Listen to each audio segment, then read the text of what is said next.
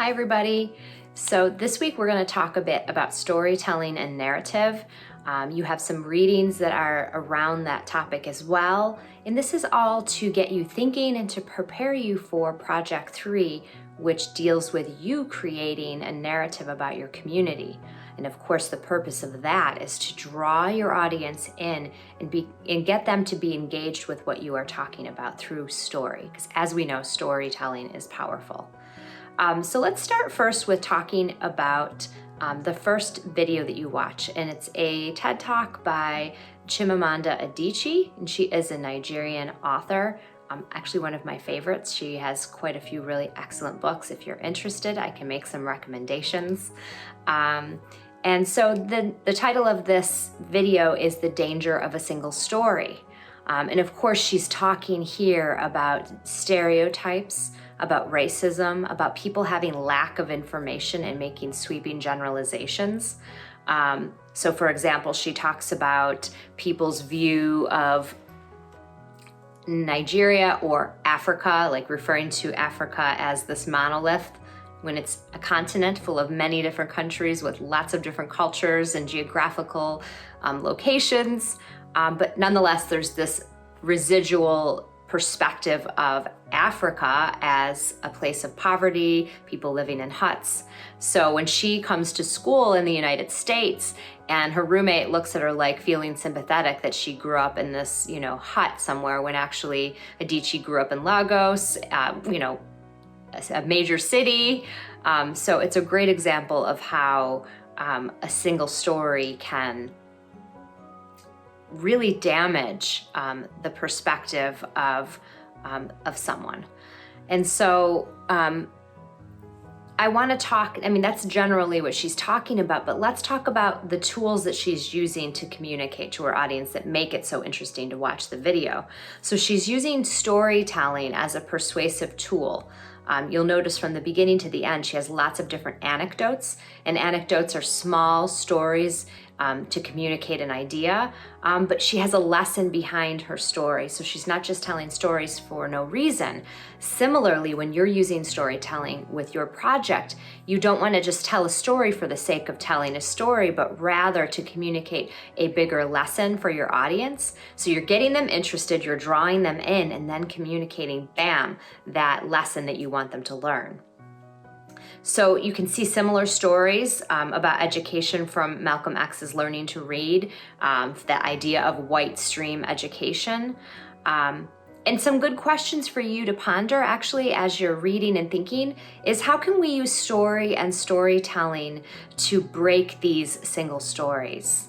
And perhaps some single stories about your discourse community. So it's probably a good place for you to begin thinking, what are some single stories that people believe about the community that I am writing about this semester? And how can I use storytelling to raise people's awareness so they see, oh, I'm stereotyping this community instead of really thinking about what it means to be a part of this community. Secondly, you read a piece from Adam Banks called Scratch. Adam Banks is an African-American scholar in the field of rhetoric and writing studies. Very well known, very well respected, especially his work with digital literacy and combining African-American rhetoric with digital literacy. So in this piece, he's talking about literacy, he's talking about language, music, and identity. So all of these different concepts, how they are kind of overlapping and creating meaning. So he talks about the DJ, how the scratch of a DJ is like an interruption. So this is a powerful idea of interruption. So redirecting attention to include new voices into his piece.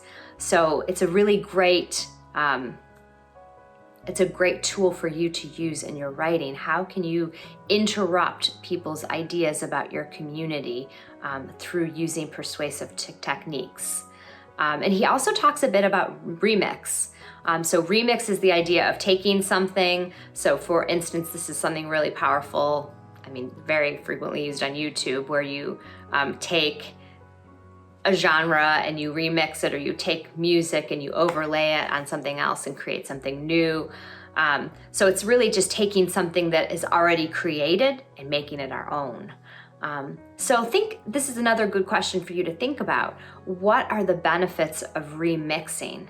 How does bringing remixing into your writing and your composition, how does it change things and make things new? And how are you able to incorporate more of yourself and your identity into what you are communicating through remix? So this is a really powerful concept, and I'm just going to put this overlay on the screen. This is a longer quote from Adam Banks, and I just want to read it and have you think about it as I'm reading it. Between tradition and future, the ways in which racial inequalities are calcified in 21st century America, hardened into the veins of our society, even as there is less and less room in public discourse and policy work for either redress or even honest dialogue, call us to a repositioning, a different way of seeing the relationships between tradition and future, in the shaping of new approaches to present challenges and possibilities, in the pursuit of greater equality in our education system, from kindergarten to PhD, technology access, print literacies, and verbal skills all collide as requirements for even basic participation in an information-based, technology-dependent economy and society. There's certainly a lot of things going on there in that longer quote. And I do want you to think about what Adam Banks is arguing here and how that you can tie that into your goals in this class and your perspectives. Here's another really important concept here. Instead, I use the theoretical or conceptual work that the mix, remix, and mixtape do as lenses or ways to contextualize my study of a wide range of Black multimedia rhetorical practices. So the chapters here cohere, and yet they don't.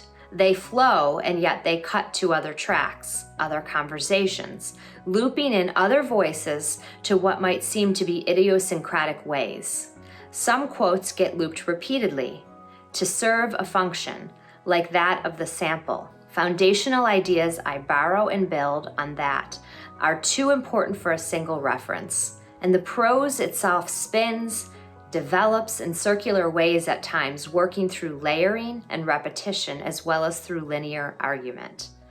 So Banks here is talking about how he uses words and language to communicate ideas, and uses remixed ideas as well as his own into like an endless loop of ideas. And so this is a great tool for you to use in your writing as well. Think about how you can remix other ideas into your writing and make it your own. So that's about it for the reading for this week about narrative. I really want you to take these examples of our readings and viewings from this week and use them to create something new for yourself. This narrative can be probably one of the most powerful things that you write if you really dig into it.